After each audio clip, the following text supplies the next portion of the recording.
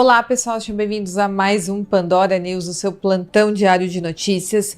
E hoje eu trouxe um assunto que está mexendo com a cabeça de muita gente, que é o caso dos estudantes de Idaho. E claro que tem toda a razão de estar mexendo com a cabeça das pessoas, porque é um crime extremamente cruel. Hoje nós vamos mergulhar fundo neste caso, porque o homem que está sendo acusado de tirar a vida de 4 estudantes da Universidade de Idaho em 2022 está passando por algumas audiências para determinar como será o seu julgamento. No dia 9 de abril de 2025 rolou uma audiência muito importante e está acontecendo na cidade de Boise, em Idaho, e eu prometo que vocês vão sair daqui sabendo cada detalhe do que aconteceu nessa audiência. Então peguem o café, se arrumem na cadeira, porque essa história está cheia de detalhes que vocês ainda não sabem e eu vou contar tudo para vocês com calma e também com clareza. Antes de eu continuar, não se esqueçam de curtir, de se inscrever no meu canal, deixar pelo menos 2 ou 3 comentários aqui para mim, que me ajuda muito na divulgação do meu vídeo dentro da plataforma, para que mais pessoas acompanhem o meu trabalho, me conheçam. Também me siga na rede social que estará aqui na tela, lá nós temos o contato mais direto. Fiquem comigo até o final do vídeo e bora pro caso de hoje. Esse caso, para quem ainda não está por dentro, é daqueles que vai ficar marcado para sempre na história do True Crime, pela crueldade em que tudo foi feito, também pelos elementos desse crime. E claro, pelo fato das vítimas serem estudantes que estavam começando as suas vidas, sem imaginar que todos os seus planos seriam completamente destruídos de forma cruel e macabra naquela fatídica madrugada. O que sabemos até o momento é que os 4 estudantes foram atacados naquela madrugada, deixando uma pequena cidade universitária em completo choque. E depois foi encontrado o suspeito e também a pessoa indiciada por este crime, que é o Bryan Kohberger. Mas antes de entrar aqui nos detalhes da audiência que aconteceu no dia 9 e no dia 10, eu vou dar um panorama para vocês entenderem por que esse caso é tão midiático. Bom, Bryan Kohberger, de 30 anos, hoje está enfrentando 4 acusações de homicídio em primeiro grau, ou seja, é um crime extremamente cruel e macabro que ele cometeu, ou então que está sendo acusado de ter cometido. As vítimas são Ethan Chapman, Zena Kernodle, Madison Mogen e Kaylee Gonçalves. 4 jovens que estavam cheios de vida, haviam saído na noite dos fatos para se divertir e que tiveram a vida tirada em uma casa alugada perto do campus da Universidade de Idaho, na cidade de Moscow. Ali é uma cidadezinha que até então era mais conhecida pela tranquilidade de quem morava ali, do que por uma tragédia desse tipo. E ali também era conhecido por ser uma cidade universitária, com muitos jovens, com muitas casas de estudantes. Tudo aconteceu em novembro de 2022 e desde então esse caso virou uma obsessão para muitas pessoas. É um caso que dá vontade de acompanhar de perto e ver todos os desdobramentos, até porque tem muitas perguntas ainda sem respostas para esse caso. O Bryan Kohberger foi preso semanas depois do crime, em dezembro de 2022, e ele estava na casa dos pais dele, na Pensilvânia, quando ele foi preso. E olha só esse detalhe. Ele também era um estudante e ele estava estudando doutorado em criminalística na Universidade do Estado de Washington, que fica bem perto da cidade de Moscow. Então, dá para imaginar algo assim acontecendo? Parece algo de filme. Um cara estudando sobre criminologia e logo em seguida sendo acusado de cometer um dos crimes mais chocantes que aconteceram ali na região nos últimos tempos. A promotoria hoje está pedindo pena capital se ele for condenado e o julgamento está marcado para começar em agosto deste ano, em 2025, e eu vou acompanhar todos os detalhes do julgamento aqui para vocês. Terá vídeo diariamente sobre este caso enquanto o julgamento estiver ocorrendo. Mas antes do julgamento estão ocorrendo audiências como as que aconteceram no dia 9 e no dia 10, que são decisivas para definir como tudo vai acontecer ali no tribunal. E é exatamente isso que eu vou destrinchar para vocês aqui neste vídeo. Bom, o Ethan e a Zena eram namorados e eles eram amigos da Madison e da Kaylee, e a Madison e a Kaylee eram melhores amigas. E eles estavam vivendo ali a melhor época da vida deles.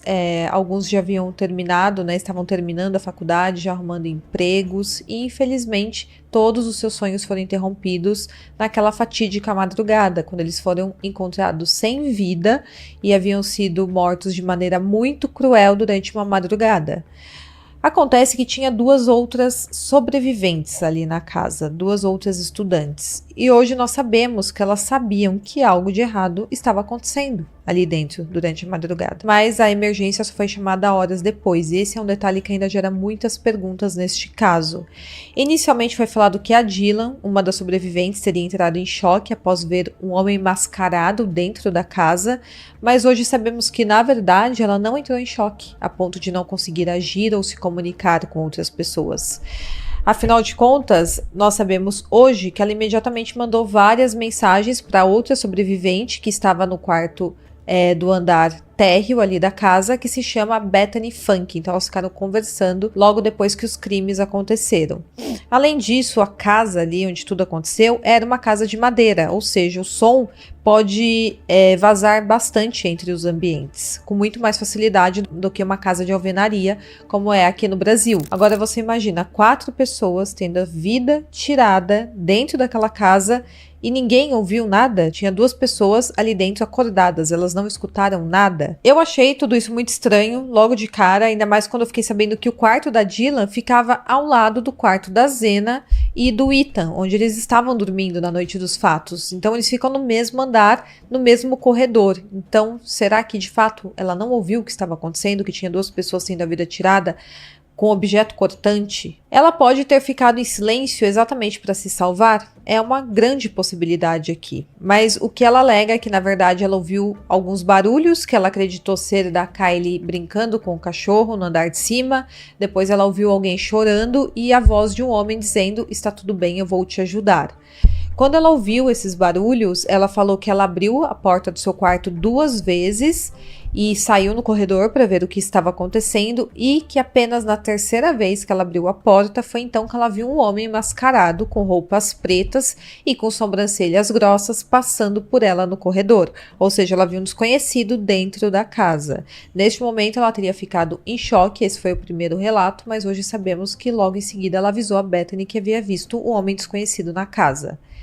Esse relato da Dylan, para mim, particularmente, parece um pouco desconexo, porque eu acredito que a Dylan pode sim ter ouvido muito mais do que ela alega, mas talvez ela não conte tudo para a polícia exatamente com o receio de alguma forma ser envolvida no crime. Eu não acho que as 2 sobreviventes estão envolvidas diretamente no crime, eu não acho que elas têm alguma coisa a ver com o crime, mas acredito que sim. Pelo menos a Dylan escutou que tinha alguma coisa acontecendo ali dentro. E então entra o Bryan Kohberger aqui no crime. Ele foi preso depois que os investigadores o ligaram a um Hyundai Elantra branco visto perto da cena do crime. E claro que não foi só isso, foi encontrado também o DNA dele na bainha da faca que foi deixado na cama da Madison e da Kylie. E também um monte de pistas que foram se juntando aí na investigação. O Bryan até então parecia um homem comum, um estudante quieto, sem histórico de violência pública, e ele virou o foco aqui, o principal suspeito desse caso. Ele hoje se declara inocente e a defesa está lutando com unhas e dentes para provar que ele não é o verdadeiro criminoso. E a defesa está lutando contra provas bem contundentes que a promotoria tem em mãos. E a promotoria parece bem confiante que tem um caso sólido contra o Bryan. E ontem, nessa audiência, nós vimos que os 2 lados estão se enfrentando para tentar definir aqui as regras do jogo. Claro que a defesa está fazendo de tudo para desmerecer as provas da promotoria e a promotoria está lutando para se apegar nessas provas. E acompanhar esse caso no tribunal, parece que a gente está assistindo um tabuleiro de xadrez sendo montado. Cada movimento importa, cada detalhe você tem que ficar atento.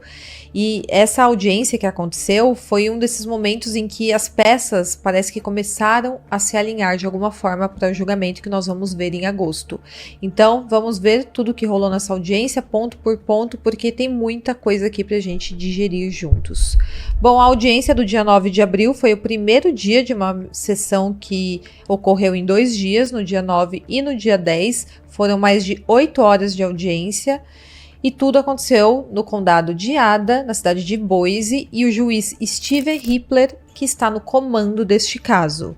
O objetivo dessa audiência é definir as regras finais para o julgamento que vem aí, quais provas que podem ser usadas ou quais provas que ficarão de fora. Então eles discutiram quais evidências vão entrar no julgamento ali final, no julgamento oficial, quais palavras podem ser usadas e até como o comportamento do Bryan Kohberger será interpretado pelo tribunal, e vocês vão entender tudo porque eu vou explicar ponto por ponto levantado pela defesa do Brian.